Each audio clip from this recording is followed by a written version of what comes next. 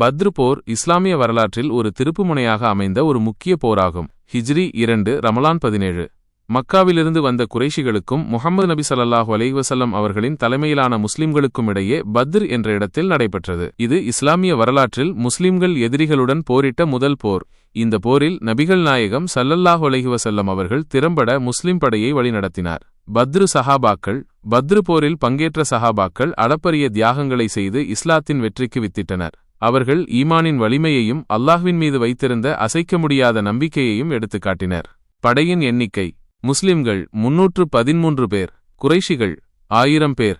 போர் தொடங்குவதற்கு முன் நபிகள் நாயகம் ஸல்லல்லாஹு அலைஹி வஸல்லம் அவர்கள் அல்லாஹ்விடம் பிரார்த்தனை செய்தார். அல்லாஹ்வின் உதவி: அல்லாஹ் முஸ்லிம்களுக்கு வானவர்களை இறக்கி உதவி புரிந்தான். வானவர்கள் போரில் நேரடியாக கலந்து கொண்டு முஸ்லிம்களுக்கு உதவினார்கள். வானவர்கள் போரில் கலந்து கொண்டது ஒரு அற்புத நிகழ்வாக கருதப்படுகிறது.